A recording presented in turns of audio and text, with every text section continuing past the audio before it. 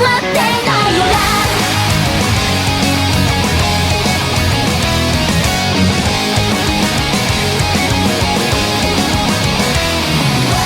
what's going on, everybody? My name is Tyler. And I'm Luke. And we're here with the 7th episode of Holy Heck, I Really Like Love Live, coming to you live from a hotel room in Minneapolis. Oh, yeah. This is the first time Luke and I are meeting. How cool is this? It's pretty neat. You look like a lot more of a Love Live fan in person. Yeah, same with you. I don't know what that means, but wild hair, yeah. We'll leave it up to the imagination here. So it's the Weeb Trash shirt that really does it up. Your shirt says Weeb Trash. Yeah, it does. I didn't even notice. Last time we talked about Wonderful Rush and Mokitu Love Sekinju, and today we're going to take a look at Aquarium, which is Aqua's second single, and I'm really hyped to talk about Aquas again because they are my favorite. So let's you trying to go over the question from last time? Yeah, let's. So we got a few questions here. One of them from Tacos for Lulz. I feel like it's cheating, but Bokuro wa Ima no Nakade is, really representative for Honoka. It's just really energetic and oozing motivational enthusiasm. Especially the lines where she sings about throwing out your weaknesses and moving forward. Yeah, I completely agree. Yeah, like 100%. That's like Hanukkah's character trait. That's kind of. I would say the same thing if there was like a like an equivalent for Chica, which I'm sure there is, but it's like the same kind of orange-haired protagonist being energetic as hell, just going about their life doing just doing it up big time. We got another one from Jean Bison or Jean Bison. I would say that Ruteshiki. Oh, hold on. Practice. Ruteshi Kisuki. We got another one from Jean Bison or Jean Bison that says, I would say Ruteshi Kisuki Shiteru for Nozomi. Kind of feels like they're trying to put you in a trance, and Nozomi has that fortune-telling / mysterious thing about her in the anime. Yeah, I also feel like that's, I don't know. Yeah, the song feels pretty like yeah, they're trying to put you into trance. It's pretty synthy. It's really good, and I'd agree with that. Yeah. I also I don't. Whenever a character just has like a random like ad lib in the middle of the song, I always associate that song with them. And Nozomi in this song has a little pshh. So yeah, there's a few of them. It's good. It's a good song. So moving on over to the news. Happy birthday, everybody! In the world. We missed birthdays last week. We just like totally blanked on it. So we missed every birthdays. News last week. Yeah, we got a lot of birthdays. We had Nico's birthday, Yoshiko's birthday, Aina's birthday.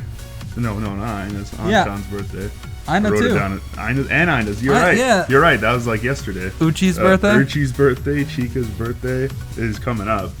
Chica's birthday this comes out. Yep. Well, it is Chica's birthday on the day of recording this. That is. Sorry, I'm drunk. No, Honoka's birthday is coming up. Hanukkah's birthday is. This is like Love Gem City, my dude. Yeah. It's They're swimming in love gems. So happy birthday, the billions of girls that were born around this time. So we're about ready to move on, right? I think. Oh, landing action, yeah. Can't forget landing action. Yeah. By the time that this comes out, landing action, yeah, will be out. So. Did we say landing? Oh my. We said land. Oh. We're pretty bad at this. Oh, the duo trio songs. They're coming out too, right? Yeah. By the time that this video's out, they'll be out. But at the time of recording, they're coming out later today or tomorrow morning. They're coming out later today. I am so. At some point, I'm going to listen to these duo trio songs with Luke and confirm that the Yo Yoshiko song is in fact the best one. Personal opinion, in his personal opinion. So I think we're about ready to move on to our first song, right? Yeah, let's dig into the aquarium. Ooh.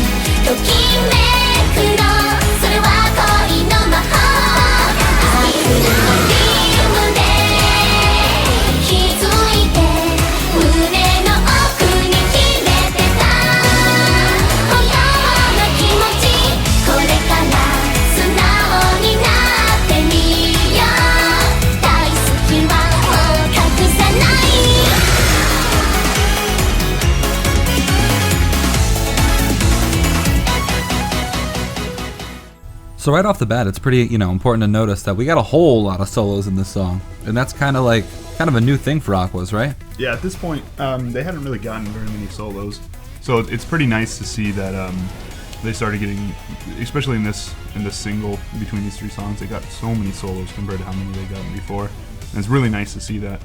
I'm sure a lot of people coming in were excited for that, and they were rewarded. They got what they wanted in this one. Mm-hmm. So you wanted to start from the beginning of the song? I think that's a good place to start. In the beginning, it just kind of sounds like just ambiance, like someone. we will have this person on our show eventually. We had some recording issues last time. This is basically our second take doing Aquarium. I almost said accordion. Yeah, Accordion's my favorite Love Live song personally. And he pointed out so many good things about this, but the whole recording got messed up. We're probably gonna have him on next episode, so look forward to that. And you mentioned that there's a low pass filter at the beginning, and it kind of sounds like you're walking through an aquarium. Like that's what it's supposed to sound like, and it doesn't. They just do such a good job, like capturing the essence of being in an aquarium in this song. And one of my super impressive. Yeah, one of my favorite things about the song is just the contrast between the very beginning, like the intro, not the intro where dun dun dun dun dun dun, before like it just literally just sounds like aquarium sounds, and then right out of nowhere we get like a tiny little like drum fill up to it, but after that it's like bam bam bam dun dun dun dun dun bam bam dun dun dun dun dun, and it's just it gets me every time. Like even now I still max my volume in my car when I'm trying to listen to this song. Yeah, the beginning in the song, frankly, might be the best part of the song. Like there's some other pretty good parts. I like this song a whole lot. Solo at the end. No, I love this song, but that beginning instrumental is so good. Mm-hmm. Like this is kind of like the intro. This whole single really took like a lot of risks, right? Would you say that? I think all 3 of the songs, how different they were in how they were implemented. The 3 songs are so different. They're so different, and I feel like this whole album is just different from really what you'd expect from idols in the first place. Especially coming out on their second single, like the second single from Muse had to, Snow Halation isn't that far away from another pop song. It's slow, but this song has 3 completely different styles of songs. It's really interesting. This single has 3 completely different styles of songs, and it's really interesting to see that they would just jam them all into the same single. Yeah, but even like with Muse, we got things like Usual No Change and Baby Maybe Koi No Bun, which are kind of like the same kind of stuff. You know what I mean? Yeah, the side songs. Like they were already like repeating their styles, like this early in, which is safe. Don't get us wrong. Like this, it's kind of unsafe to do what Aqours did. Yeah, and with those different styles, it really shows how far the composers have gone, because it's been the same composers with them, for so long, and so it just shows how far they've grown and how comfortable they've gotten with trying out new things. Right. So I gotta just point out, like I know it's obviously a Yo Center song, but just how good I think Yo sounds in this song. I think she sounds so phenomenal in this song, and since then we've seen a few like absolutely exemplary Yo performances, but I feel like at the time of at the time of Aquarium's release, this was by far Yo's best performance. And I think you could. I guess no. I think Strawberry Trapper came out that summer, so at this point, this was the best individual performance. So, looking back at this time, 6 songs in, and she had already marked herself as the best or one of the best singers. In Aqours, right? Yeah, in Aqours. Mm-hmm. I feel like Yozero Anandimo has some really great Yo, but I feel like this song just kind of captures like what she's about. Like I'm kind of leaning on like the whole aquarium motif here, how Yo is kind of like the ocean character, aside from Kanan, the other ocean character. She's the boat. No, Yo is the boat. Yeah, I'm saying Yo's the boat. Oh, I thought you were saying Kanan's the boat. No, she's the dolphins. Yeah, Speaking of Kanan, can we talk about how all through Love Live up to probably like around Happy Party Train, she just consistently got the worst parts ever. Yeah, she just gets these small little shouting parts. She never even gets to sing. I love you. Yeah, this is when she gets the I love you and like Daydream Warrior. She gets the little like techno parts. Oh my god, I feel so bad. There was she gets one in Aqours Heroes, I think, where it's like really short. I think it's in Aqours Heroes or the other song from that single. But Aqours Heroes is like the only one where they actually split off. so it's probably Aqua's Heroes. Yeah. The other songs are really like together, so I'm leaning on Aqua's Heroes here. Yeah. So I will come out and say that this PV is my favorite PV in Love Live. And actually, it got a run for its money after we watched Mogetsu last week. Despite me not being a bigger fan of the song, I think that's what pushed this one over the edge, because like I really like that PV, and even Wonderful Rush. Man, this whole thing is good. But Aquarium is so good, and I really like the outfits. It depends on the girl, but I feel like these outfits or Mijuku Dreamer outfits are my favorite, and it only depends on what girl's wearing them. Like I think Yo looks a lot better in Aquarium outfits versus someone like Ruby in Mijuku Dreamer outfits. My favorite outfit of all time. But this PV is just so great. It does such a great job just capturing everything. It's so beautiful. You kind of get like a little bit of character development for Yo just from watching it. Yeah. I think that's Yo the Walrus. Yo the Walrus. Can we get that on stage, please? Can we talk about Broken Daya? That's important. Daya is literally broken at some point in this PV. During one of the Totemo in the second verse, everybody like it kind of goes into like a close like pan of their face, right? Of like three girls' faces. I don't know which, and they move backwards. And Daya's there too.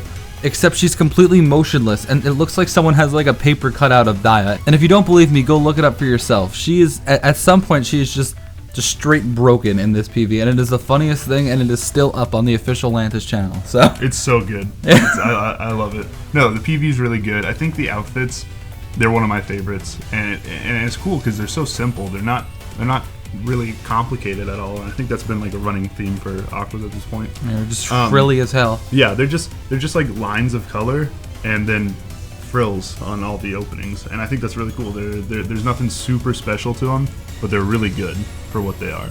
And the PV, like Tyler was saying, it's gorgeous. One of my favorite PVs, probably not my favorite, but it's up there. So I think we pretty much said all there is to say about Aquarium, right? I mean, this song is so great, but we have a whole lot to talk about today, and I feel like maybe we should move on a little bit here, right? Yeah, let's get moving. So trying to move on to Mattete Ai no Uta. I really like that song. I'm really excited to move on. The song's so good. All right, let's listen to that.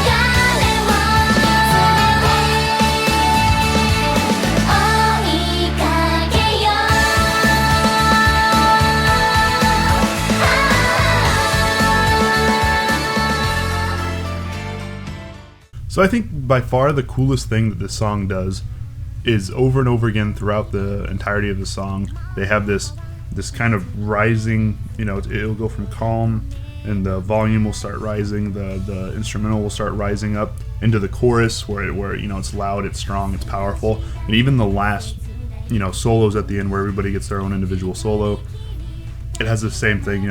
Each girl ends at a higher note, and next girl picks up at a higher note, and it builds up and builds and builds and builds until the final chorus, and I think that's really cool.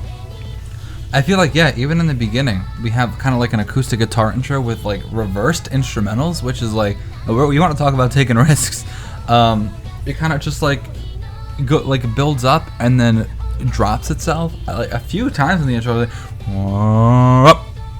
and it happens like 3 or 4 times in the intro. Yeah, it happens a bunch.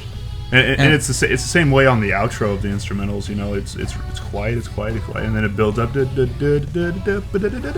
it ends. You know, the outro is really good. The outro. I really like the outro. So let's talk about how this song is a Yoshiko center. Yeah, it kind of pulled a. Are we talking about Muse here, where it's like their early songs were centers, like just to say that they were centers? Yeah. I think the only time we ever really feel like this is a Yoshiko center is the last solos at the end. She goes last. Like I think to the average person listening, they'll never know this is a Yoshiko center song. I didn't know it was a Yoshiko center song until we looked it up. Yeah. So this song is just a Dia song. For me, like whenever I hear this song, I just feel Dia. Like I know it's not a Dia center song, but for me, like this is the Dia song. This especially up until this part. You know, I think there's been better ones. Newer ones, but up until this point, I feel like this is the first time we get to hear Dia sing, and it like Dia kind of sings flatly. You know, she's just kind of a flat singer, and when you're a flat singer, slower songs are better for you. They make you sound better. And this is a slow song where she is singing. Her voice is kind of flat, but it comes out really well, and I think this is one of her better vocal performances.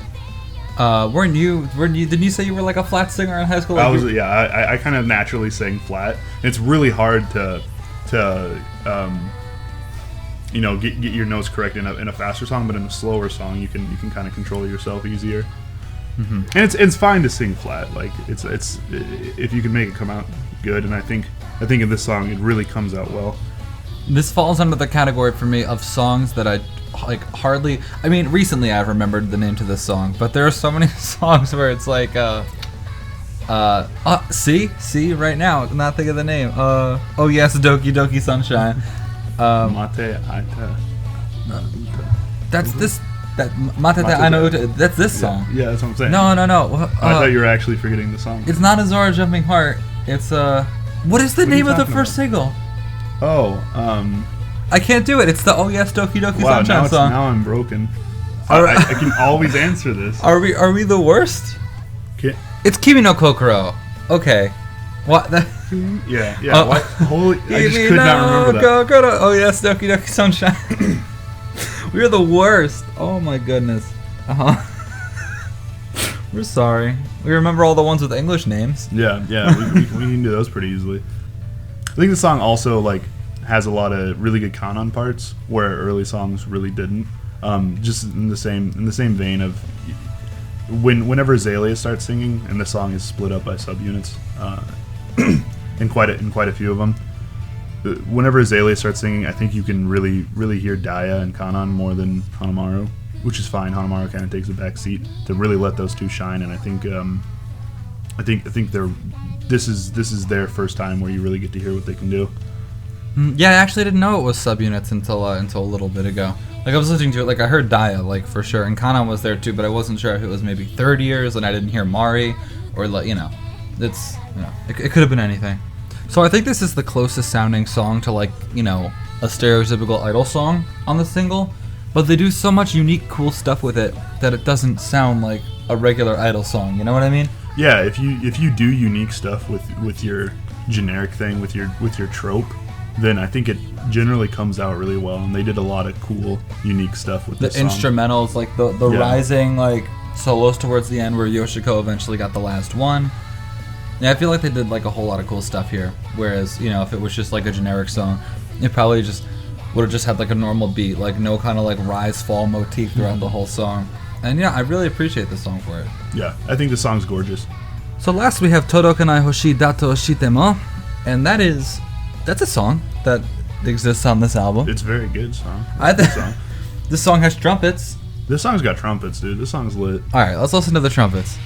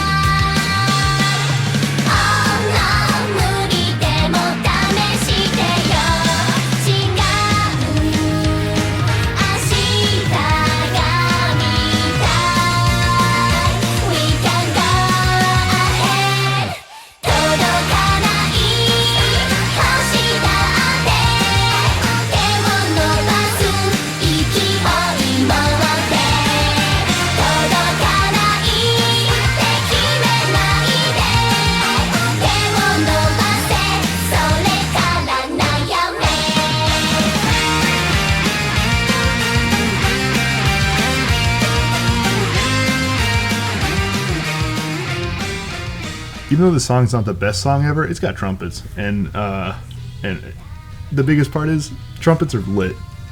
Like, there's not a lot of Love Live songs that have. Hey, don't do that. I like this intro already.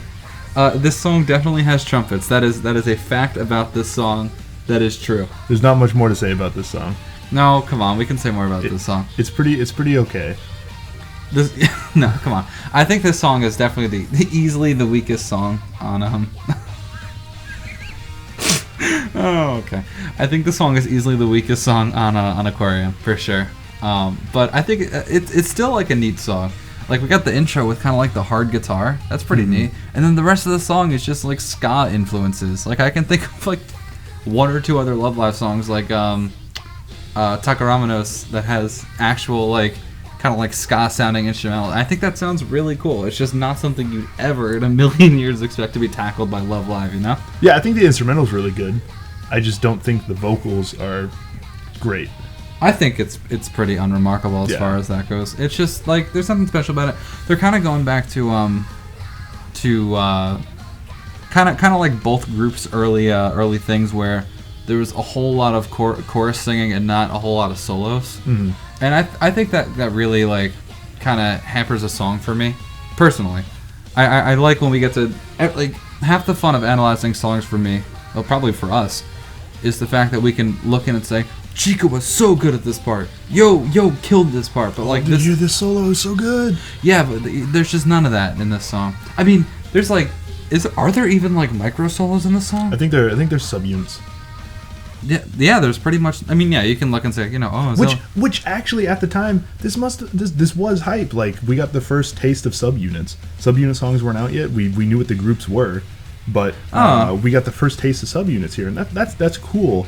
But it doesn't survive the test of time. Like, being cool and being novel doesn't survive the test of time. Yeah, and like we were talking about, the song's not greatly creative. They spent all the creative juices on the first two. Yeah, so. this is the we need a third song to put on this thing. they forgot. It was about 10 days before it shipped, and they're like, wait, we got a third one. We forgot something. Yeah, going on with the subunit thing, like, you're totally right that this was the first subunit. I mean, that's an objective fact. Yeah, and there's some in Mattete. Mattete. But at the same time, like, if they're all singing the same thing in the same vocal range, in the same style, then it's like, what does it even matter that you can like what does it sound like? It sounds like Chica, Yo, and Ruby singing a song, like, you know, like. Yeah, they don't sound. Nobody sounds different. It's not like, oh, this is what Guilty Kiss is gonna. No, and that's the best part of Love Live, is that everybody sounds different, and this song they don't sound different. This is part of the pretty cool rock block that you can listen. That you can just sit down and jam out to. This song's a good jam out to song. Like, you don't need to just because I think the backing is so kind of fun to listen to. You don't need to be listening hard to this song to really enjoy it. You can just have it on in the background, and it's fun to listen to. Yeah, this is definitely not a boring song to just leave on. I completely agree with you. And you're talking about the rock block. I like that because I don't want to say there's few rock songs, but they're not exactly like. I'd say this is pretty hard as far as Love Live goes. You know, it's not like Saint Snow, and it's not like, like, I don't know, like Love Is World, but like it's still pretty. Yeah, it's not. Aqours hasn't had anything like this up to this point. Strawberry Trapper wasn't out yet. Aqours Heroes was kind of like this, but I say this is definitely more rocky. Yeah, go ahead. Less funny, but yeah, this is like less funny. Yeah, this is a good jam out song. They don't fly on their jet at Mach speed in this. This song's hard to skip because it's a good jam out song and it's fun to listen to. There's no center for this song. That's really weird. Like, honestly, that's super strange. No, I am very mad. So, as the resident Ruby fan, who has as of this recording has yet to have a center, I'm very upset, very, very, very upset that there are no center songs before there are Ruby center songs. We were talking about that today. That is horrible. I am so upset. Rest in peace. Rest in peace, Ruby. Stuck in Nose of Me Hell. Stuck in Nose of Me Hell will never get a full unit center song. Never even get a subunit center song. Everybody else has at least a subunit center song. I know. This isn't time for lamenting. Let's talk about lyrics. They're almost as unremarkable as the song. Whoops. No, this is like what every Aqua song up to this point has been, except for Aquarium. Yeah. I think that's because, their characters were so undefined at this point.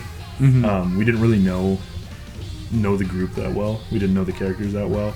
And I think having, kind of these unremarkable, unspecial lyrics is totally fine. It's just hey, go get 'em, champ. That's exactly what it is. Yeah, follow your dreams. Oh no, it's not impossible. It's a song. Like I really hate doing these reviews when there's a song where there's just so little to talk about. Like once you get the instrumentals out of the way to talk about how cool they are, like yeah, this song is real risky in terms of its style. Definitely safer than the other two, but song's real risky. Song's real neat for ska influences. Song's neat in the fact that it's like a rock song. But once you get out of the way, like what do you even say about the vocals? Like they exist. Yeah, they're like decent, and they sound good, but there's just nothing special in the vocals, and that's what I come to Love Live for, is something special in the vocals, and this definitely does not have it. Yeah, it's just I don't know. This song definitely not a skip. Definitely a listen to in the background. Actually, it's funny because my first round of ever putting Aqua songs in my phone, like when I was first getting into Love Live, I was going through and like listening to like because like I didn't know a lot of the songs by name back then, so I was like listening to like the first like 10 seconds of a song, and I was like, oh, I know this. I want to put it on my phone. I got to Todokanai and I was like, what is this song? And I started playing it. I was like, oh, this song's great. Damn, this is hard. I don't even know the song. I'm gonna put it on my phone, and then I put it on my phone, and I couldn't wait to listen to it. I did, and it was like, oh, it's a song. So I think that pretty much covers what we want to say about this song. Before we get to the question, we did, we were recording this, and the full songs came out. They did. They came out. Our life is a meme. So the full songs came out. This is the second time. Hey, we were recording, and then something amazing happened. Yeah, so we've listened to them. We'll be having a bonus episode in the next week or two. I don't think we're gonna have a bonus episode this upcoming week, or the week this episode's coming out. But we'll have one the week after, and we'll talk about them there, because they're definitely great, and we want to talk about them. They are so great. Spoiler alert: our opinions really didn't change much. Like we were pretty much dead on in what we thought was going to be our favorite to our least favorite. There's a little bit of difference with me, but like nothing crazy. Like if anything, that there's the most minor change, but whatever. So anyway, for the question, last time we were saying like what song defines a character most for Muse, and we got Aishiteru Banzai, and then we got like we said Bokura no the intro for Honoka. So this time we'd like to ask you the same exact question, but for Aqours, and I feel this is really fitting. Because, last episode we had Aishiteru Banzai, and in this episode we have Aquarium, which, spoiler alert, I think is probably the most defining Yo song. Maybe not her best vocal performance. I mean, it was undoubtedly at the time when it came out her best vocal performance. But I think she's gotten a little better since then in both Rosarawa Non-Nemo and Kimura Happy End for sure. So yeah, what Aqua song do you think completely defines a girl? Luke, you want to go first? Yeah, it's pretty hard to pick which one I think is the best, but it comes down to a song we listened to early, Mattete, the Mattete song for Daya, and Kinmai Happy End for Yo.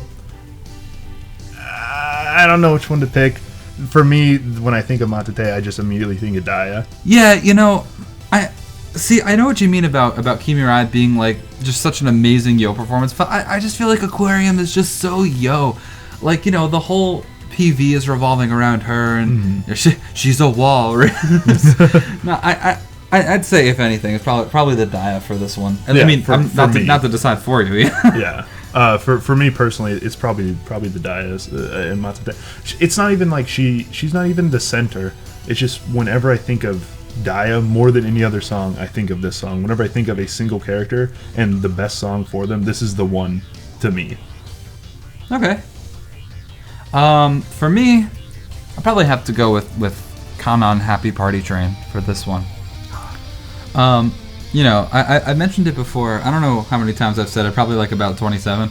But I was like traditionally not the biggest Kanon fan until it was kind of shoved in my face like, hey, idiot, like Kanon is actually like the best. That was me. It was you. It was also Suwa being the best. Being the best. So, yeah, now Happy Party Train is very, very Kanon. And I feel like those two are cheating because it's like they both have PVs, they're both singles, and they're very, very, very center-centric. Yeah.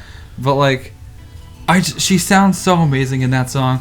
That plus the so I think I mentioned this before about how I came back from the first live after I saw Suwa, you know, in action, and this is right after Happy Party Train was released, and I was like, Luke, just go ahead, tell me I'm wrong, tell me I'm an idiot. It felt good. Kanan is actually not the worst thing in the whole world. She's pretty good. Yeah. The girl is good. The girl is good. So yeah, I mean, it's that's kind of like the defining turning point moment for me in Kanan, where I was like, you know, I'll give this character a chance, and it was totally worth it. Even though in early Love Live, all she got to say was stupid. I have you, like all that. Yeah, it helps out that, you know, not only is it a great individual performance from her, but it's just a great song. Yeah. And plus, she sings in it. Like, can we like talk She about how much sings she so just good. got like shafted with these parts early on? It was awful. Yeah. Another really good one that I thought Tyler was going to say, so I didn't say it. Yoshiko and Strawberry Trapper is like, when you think of Whoops, Yoshiko, I was you're not- just like, I wasn't you're just like, coordinated. what about the time where she yelled at the guitar that she was probably playing on? So Yoshiko and Strawberry Trappers is another really good one. Those three for me, I think, are the three biggest defining ones. Whenever I hear at the end of her little Yohanai Shokan solo, when they yell at the they all just start like having seizures on stage as the guitar plays. Like they're just absolutely mental on stage, and I can't get that image out of my head. As soon as like the little dive bomb starts, which is that like Wemmy bar thing in the beginning of the solo, I just picture them like on stage just like writhing. Like that's what happened at the live. Yeah. So very, very Yoshiko defining style. One of the first SIF things I was ever exposed to was a video of Strawberry Trapper, and I was unaware that it was an edit, because you shouldn't normally have the Johanna Shokan part in SIF, and like the whole screen got dark, and then there was like this like demonic circle that appeared. I was like, holy crap, like this happens? This is metal. It looks like no, it does not happen. So anyway, guys, I think that about wraps it up for this episode. Remember to leave a comment below, saying what song you think defines a girl completely. And yeah, we'll see you next time. Sorry, we're in a hotel room, so if there was any background noise, kids screaming, ice machines going, we apologize. We know this is kind of like shoddily put together, and it's probably a day late. I hope it's not a day late, but if I'm talking to you guys on Saturday, hey, what's up? It's a day late. But really, thank you so much, guys, and thanks for bearing with us for the past like 3 weeks, and just nothing has been going on our way. So we really appreciate that. Yeah, thank you guys for listening. We really appreciate it. Great. That's all you have to say. I go on like a tangent. Well, you said everything. You said everything. You said everything I wanted to say. So I can't just repeat the same stuff. All right, have a good night, guys. Thanks so much. See ya.